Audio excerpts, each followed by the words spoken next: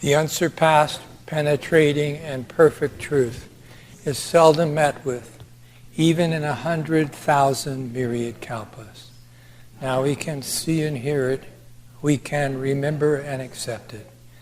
I vow to make the Buddha's truth one with myself. Homage to the Buddha, homage to the Dharma, homage to the Sangha. So it's day 6. Hope everybody's hanging in there okay. Today I'm going to talk about the 4 means of embracing others. Okay, this comes from the Anguttara Nikaya, the numerical discourses of the Buddha. And sometimes it's also, when I've seen it entitled, the 4 means of attraction and support. The translation that I'm going to be using is from Bhikkhu Bodhi's book, The Buddha's Teaching on Social and Communal Harmony. And I'm going to start by quoting from him a bit here. He says, "These were initially prescribed as methods by which an individual could build a network of friendships, but they can also be utilized to create and maintain harmonious relationships with a larger group. This particular set, strangely, is mentioned only on a few occasions in the scriptures of early Buddhism. They receive much more attention in the Mahayana Sutras and Treatises, where they are listed as one of the chief means that a bodhisattva employs to attract others and transform them in a positive way." I can only think that he means by, when he says strangely there, that he thinks they're really good teaching and wondered why they don't show up more often.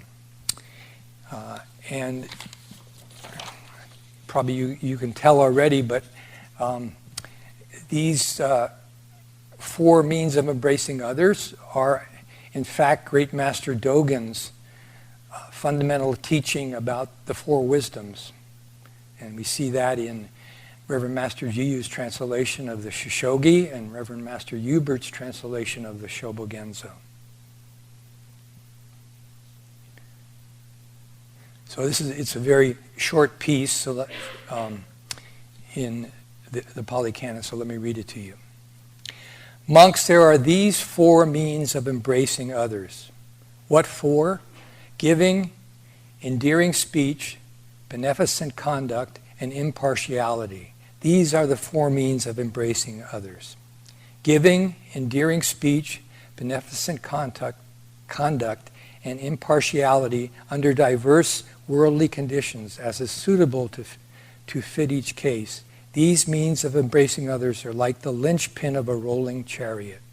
If there were no such means of embracing others, neither mother nor father would be able to obtain esteem and veneration from their son.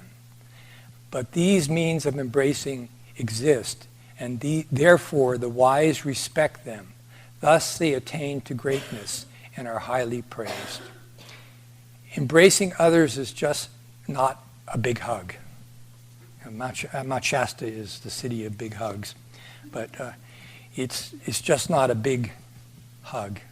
Here it means to accept, include, and care for the welfare of others. So giving is the first means. Generosity, giving, the Buddhist concept of dana, was one of the first things that the Buddha talked about with those new to the practice. And before he taught many things, he talked about generosity. In the Iti Vuttaka, the Buddha says, "If beings knew as I know the result of giving and sharing, they would not eat without having given, nor would they allow the stain of meanness to obsess them and take root in their minds, even if it were their last morsel, their last mouthful. They would not eat without sharing it, if there were someone to share it with." So, as we all know, generosity opens the heart. We become less selfish, less afraid, less fixed on a self. With giving in its myriad forms, we give fearlessness to others, and we in turn receive fearlessness. Giving is the beginning of walking the path, and it stays right with us as a daily practice until our end. In other words, we don't graduate from it. This is a practice that just continues. The second means of embracing others is endearing speech. And the Buddha gives us lots of teaching in the Pali Canon on right speech. And as we know, right speech is a spoke on the Eightfold Path.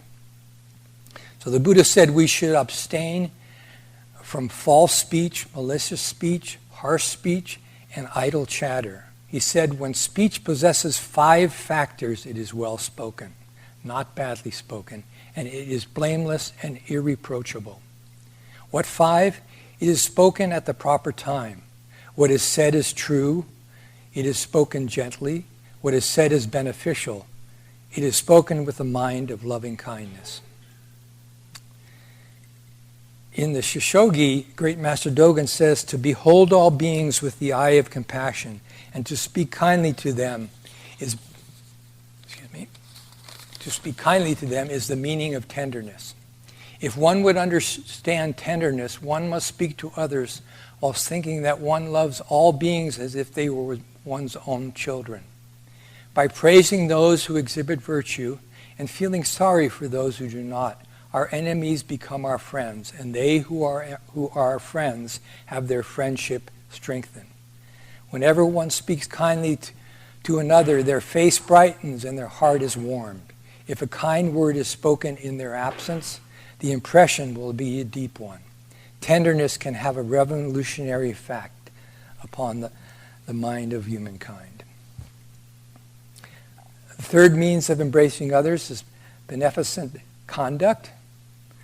And this is about wise ways of helping beings, because it's important in helping others that we just not do what we want, but we do wise ways of helping beings. As Great Master Dogen eloquently puts it, the stupid believe that they will lose something if they give help to others. But this is completely untrue. For benevolence helps everyone, including oneself, being a law of the universe. And the Buddha gives a lot of teaching on benevolence. By keeping the precepts, we create an atmosphere of protection, not only for ourselves, but for others also. Generosity, as we know, is one of the precepts. It says, do not be mean in giving dharma or wealth. There is nothing to be mean with. Right livelihood is part of the Eightfold Path, the road to the cessation of suffering. So years ago here, we had a retreat with a lot of people who were in the helping professions. Okay, and so in one of our afternoon discussions, a person very courageously spoke up and said that he was a bit embarrassed because he was a businessman, unlike all these people in the helping professions. To be honest with you, I didn't actually know what the helping professions meant. But I said to this gentleman at that afternoon discussion, there's nothing like dealing with a polite, straightforward, honest, and informative business person. Just to give you an example of this, for years in Mount Shasta, we had Norm at Ace Hardware. There's actually a special counter with a sign above it and an arrow saying Norm. And the thing about Norm was he really knew the hardware business. I mean, he knew his stuff. But more than that, he was polite, he was kind, and he didn't make you feel dumb and foolish, if you didn't really know what you were doing. He showed you how you could do the job. Unfortunately, now he's quite sick, I gather. But fortunately, many of the younger generation of ACE workers have taken after his example. Buddhism does not have a list of what right livelihood jobs are that you can scroll down. The criteria is, does it cause harm to self or others? Does it bring benefit to our world? Is what we do for our livelihood in keeping with the precepts? I don't know, for some reason I put this in here. I think it was the Beatles who sang, in the end, the love we take is equal to the love we make. So the last of the 4 means of embracing others is translated by Bhikkhu Bodhi as impartiality. In Great Master Dogen's Four Wisdoms, Reverend Master Jiyu translated the fourth wisdom as sympathy. And in the Shishogi it says, if one can identify oneself with that which is not oneself, one can understand the true meaning of sympathy. Impartiality is about not being biased, not favoring one person or side over another. Webster's Dictionary meaning of sympathy, the act or capacity for sharing or understanding the feelings of another person. Mutual affinity between individuals in that whatever affects one correspondingly affects the other. So I think that impartiality and sympathy they really resonate with each other. Just, different words in translation. So we human beings are not that different from one another. We just aren't. Being born into this world, we will depart from this world. Everyone wants security and happiness, but it's selfishness that gets in our way. The Buddha's teaching of embracing others, if studied in detail and practiced under diverse worldly conditions, as is suitable to fit each case, can really help break down some of our sticking points and barriers. We all have and make our own karma, which we bring to the table, and this can complicate matters. Impartiality and sympathy call for gentle listening and patience with each other if a discussion is going to happen. Otherwise, you just have an argument. It's not just about saying your piece. We need to listen. We need to be patient. The Buddha said when he taught about loving kindness, our minds will remain unaffected and we shall utter no evil words. We shall abide, and abide meaning stand fast, remain, compassionate for their well-being, with a myriad of with a mind of loving kindness, without inner hate. We shall abide, pervading the person with a mind imbued with loving kindness, and starting with them, we shall abide, pervading the whole encompassing world with a mind imbued with loving kindness, abundant, exalted, immeasurable, without hostility and without ill will. This is how we should train.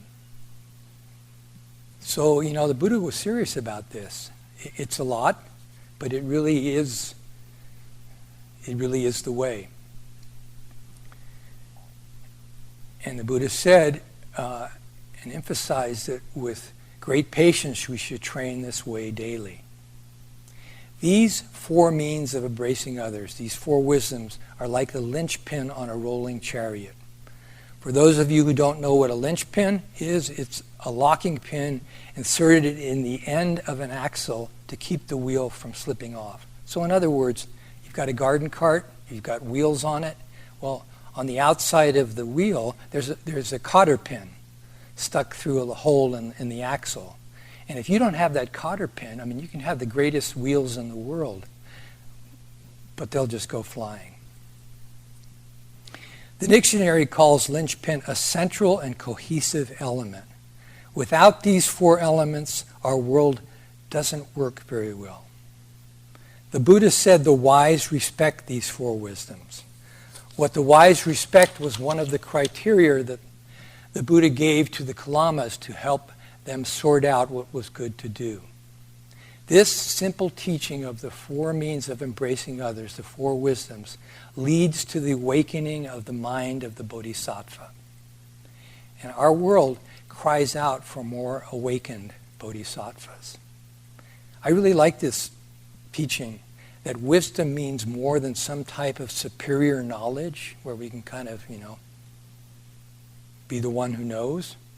But wisdom is more about compassion and generous actions in our everyday life. It's totally unselfish. It embraces our world and does what it can to help. And as Great Master Dogen says, the stupid believe that they will lose something if they give help to others. We can help others, which always includes ourselves. And if we want to help others, we have to help ourselves first.